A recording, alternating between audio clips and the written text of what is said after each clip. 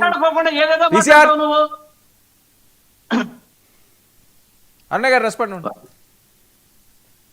Sir ఇందాక KS Prasad గారు ఒక విషయం అన్నారు. పవన్ కళ్యాణ్ గారు ఏ హోదాలో వెళ్ళారు అక్కడికి, మినిస్ట్రీ అయింది కాదు, సహచర మినిస్టర్ అయి ఉండొచ్చు అని చెప్పేసి ఒక మాట మాట్లాడారు సార్. దానికి సంబంధించి క్లియర్ గా నేను ఒక విషయం చెప్తాను. ఆయన నిన్న ఇచ్చినటువంటి స్టేట్మెంట్ క్లియర్ గా ఉంది. ఏంటి అంటే 100 రోజుల్లో కార్యాచరణ ఏ విధంగా అనేది రూపొందించడానికి, అలాగే నా పదవీ కాలంలో నేను ఈ సమస్యను పూర్తి చేయలేకపోతే మరలా పోటీ చేయను అని చెప్పేసి క్లియర్ గా స్టేట్మెంట్ ఇచ్చారు. దానికి రీజన్ వల్లనే ఆయన ఉప్పాడ ఆయనకి ఏం పని అన్నారు. ఆయన పిఠాపురం ఎమ్మెల్యేగా ఉన్నారు సార్. ఉప్పాడ ఆయన అసెంబ్లీ నియోజకవర్గ పరిధిలో ఉంది కాబట్టి క్లియర్లీ అక్కడ ఉన్నటువంటి ఎమ్మెల్యేగా ఆ సమస్యను పరిష్కరించడానికి వినటానికి వెళ్ళడంతో పాటు పర్యావరణ శాఖ మంత్రిగా కూడా పవన్ కళ్యాణ్ గారు ఉన్నారు కాబట్టి నిన్న ఆ సమస్యను పరిష్కరించడానికి ఇటు పర్యావరణ శాఖ నుంచి, పరిశ్రమల శాఖ నుంచి, మత్స్యకార శాఖ నుంచి 3 శాఖల నుంచి కూడా అధికారులు, మేధావులు, అలాగే ప్రజలు ఎవరైతే ఈ ఇష్యూస్ వల్ల సఫర్ అవుతున్నారో వాళ్ళ యొక్క సమక్షంలో ఆయన మీటింగ్లు కండక్ట్ చేయడం జరిగింది. బహిరంగంగా నిరసన ఆయన నియోజకవర్గం నుంచి తెలుపుతున్నారు కాబట్టి ఆయన నియోజకవర్గ పరిధిలో నిరసన తెలుపుతున్న వాళ్ళ మధ్యలోకి వెళ్లి అక్కడ ఉన్నటువంటి పిఠాపురం ఎమ్మెల్యే గారిగా, అలాగే సంబంధిత శాఖలకు సంబంధించి మినిస్టర్ గారిగా కూడా హామీ ఇవ్వడం జరిగింది. ఇంకొకటి ఏంటి అంటే ఇందాక ఆయన చాలా పెద్ద పెద్ద మాటలు మాట్లాడారు శ్రీకాంత్ గారు పవన్ కళ్యాణ్ గారి గురించి. సార్ ఒక ఎగ్జాంపుల్ మీకు చెప్తాను. గతంలో ఆయన ప్రజా పోరాట యాత్ర చేసేటప్పుడే మన్యం ప్రాంతాన్ని పరిశీలించి అప్పట్లో ఆయన ఒక హామీ ఇచ్చాడు. నేను అధికారంలోకి కనుక వస్తే ఖచ్చితంగా ఇక్కడ రోడ్లు, నీళ్లు, కరెంటు ఇవన్నీ ఇస్తానని చెప్పేసి ఆయన అధికారంలోకి వచ్చిన తర్వాత అందరూ రకరకాల శాఖల్ని ప్రతిపాదించారు సార్. పవన్ కళ్యాణ్ గారు ఇది తీసుకుంటే బాగుండేది, అది తీసుకుంటే బాగుండేది అని చెప్పేసి. కానీ ఆయన ఇచ్చిన మాట కోసం కట్టుబడేటువంటి, ప్రజల మన్ననలు పొందాలి, ప్రజల కష్టాలను తీర్చాలని చెప్పేసి ఆలోచించిన నాయకుడు కాబట్టే ప్రజలకి, పల్లెటూర్లకి రిలేటెడ్ గా ఉన్నటువంటి శాఖలను ఆయన తీసుకున్నాడు సార్. పంచాయతీరాజ్ శాఖ కానివ్వండి, వాటర్ డెవలప్మెంట్ కానివ్వండి. సార్ నన్ను కంప్లీట్ చేయనియండి, నన్ను కంప్లీట్ చేయండి. అమ్మ నిన్న అసెంబ్లీ సమావేశాలు నిన్నే ముగిసే ఒక వారం క్రితం అసెంబ్లీలో మీరు అన్నట్టు ఉప్పాడకు సంబంధించిన ఆయన టెరిటరీ ఎమ్మెల్యే అయినప్పుడు ఈ సమస్య మీద ఆయన ప్రతిస్పందన ఫ్లోర్ ఆఫ్ ద హౌస్ లేదు. మీరు అన్నట్టు స్థానికంగా ఆయన ఎమ్మెల్యేని కాంటాక్ట్ చేయట్లేదు, కానీ నేను మినిస్ట్రీ కెపాసిటీతో మాట్లాడుతున్నా. Ministry capacity is totally discussion అక్కడ డిఫరెంట్గా ఉంటుంది. బట్ స్థానిక సమస్య ఎమ్మెల్యేగా అసెంబ్లీ వేదికగా గల వినిపించారు. ఇది చెప్పండి. పర్యావరణం కూడా ఆయన చేతిలో ఉంది కదా. నేను కాదంటలే, పర్యావరణ శాఖ మంత్రిగా ఆయన తీసుకున్న యాక్షన్ నాకు కావాలి. గత తెలుగుదేశం కరకంబాడిలో అమర్రాజా బ్యాటరీస్ పట్ల తీసుకున్న యాక్షన్ నేను తీసుకుని ఉంటే ఆవిడ టేకెన్ ఇన్ డిఫరెంట్ కాల్. ఇవేవి చేయకుండా 100 రోజులు ప్రణాళిక అన్నాడు. ఫ్లోర్ ఆఫ్ ద హౌస్ లో డిస్కషన్ జరగలే. రెండోది పర్యావరణ శాఖ మంత్రిగా ముందు కాలుష్యం డిపార్ట్మెంట్ నుంచి ఆ సంబంధిత అక్వా రంగానికి సంబంధించిన పరిశ్రమలు కాలుష్యం జరుగుతున్నాయి కాబట్టి నోటీసులు ఏమైనా ఇచ్చారా? ఇవేవి లేకుండా మీరు ఇవాళ పిఠాపురం ఎమ్మెల్యే నాకు తెలుసు, ఆయన ఉప్పాడ ఆయన పరిధిలో వస్తుందని కూడా నాకు తెలుసు. నేను కాంట్రడిక్ట్ చేయట్లేదు. ఇది చెప్పండి అమ్మా. ఇప్పుడు మీరు క్లియర్లీ ప్రజలు నిరసన తెలిపిన తర్వాత ఆ విషయాన్ని ఆయన నోటీస్. అసెంబ్లీలో చర్చ ఎక్కడ జరిగింది? అసెంబ్లీలో ఎందుకు చర్చ జరగలేదు? ఆ రోజు వ్యవసాయ శాఖ మంత్రి ఉన్నాడు, అక్వా శాఖ మంత్రి ఉన్నాడు, పర్యావరణ శాఖ మంత్రి మీరే మంత్రి ఉన్నారు. ఎంత డిబేట్ జరిగింది?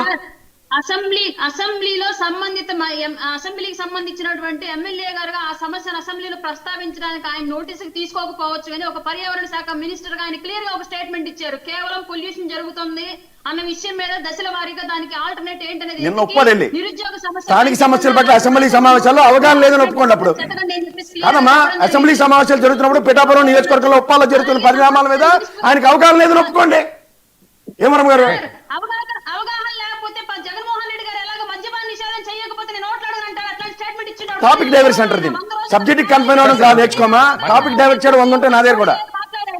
పైగా ఏ ముఖ్యమైన ఏ మంత్రి దానికి సంబంధించినటువంటి ఎలాంటి ఇప్పటి వరకు కూడా అసెంబ్లీకి సంబంధించి ఆ నియోజకవర్గానికి సంబంధించి అప్పటి నుంచి ఆ సమస్య ఉన్న ఏ అసెంబ్లీకి ఎమ్మెల్యే కూడా ఇప్పటి వరకు దానికి సంబంధించి ఎట్లాంటి మీటింగ్ జరపలేదు. But first time Pawan Kalyan గారు సమస్య చూసి దగ్గరకు వెళ్లి మరి చూసి నిన్న సమీక్ష నిర్వహించారు అన్ని శాఖల్లో కలిపి. ఇప్పటి వరకు ఏ మినిస్టర్ చేశారు చూపించండి. 16 నెలల బట్టి జరిగిన సమీక్ష, 16 నెలల బట్టి నియోజకవర్గ సమస్యను వేలెత్తి చూపని పవన్ కళ్యాణ్ నిన్న మీరు మొదలెట్టారంటే లేడీకి లేచిందే ప్రయాణం అంటారు. దాన్ని లేడీకి లేచిందే ప్రయాణం అంటారు.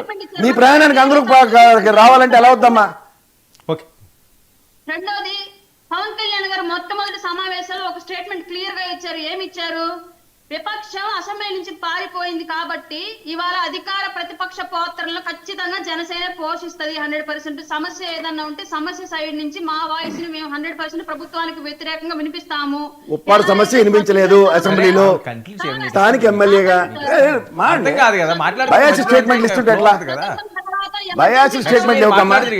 పక్షాలు కలిపి ఎలా కేబినెట్ నప్పులో రీకన్సిలేషన్ ఏర్పాటు చేసుకుని ఇవాళ స్టేట్ రీకన్సిలేషన్ కేబినెట్ ఏర్పాటు చేసుకుంటాము. ఖచ్చితంగా మేము ప్రజల వాయిస్ వినిపిస్తాం ప్రభుత్వానికి వ్యతిరేకమైనప్పటికీ కూడా క్లియర్ గా చెప్పడం జరిగింది.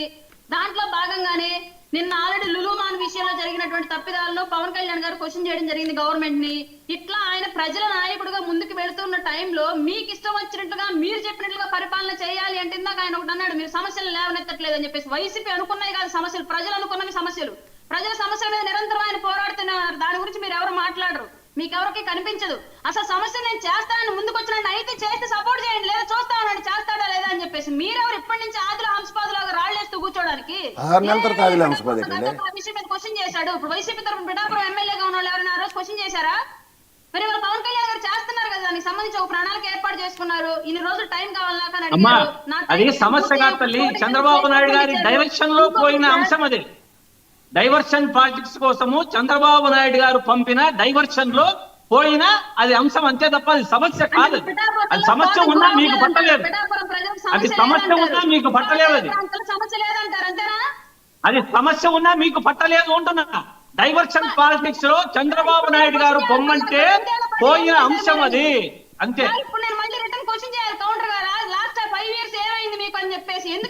100 రోజులు కాదు కదా, మీకు 500 రోజులు టైం ఇస్తున్నా. ఆ యొక్క అంశాన్ని మీరు పరిష్కారం చేస్తే 500 రోజులు టైం తీసుకోమనండి పవన్ కళ్యాణ్ గారు. ఓకే ఓకే సర్లేండి అన్నారు కదా, చూద్దాం మళ్ళీ 100 రోజుల తర్వాత మాట్లాడదాం.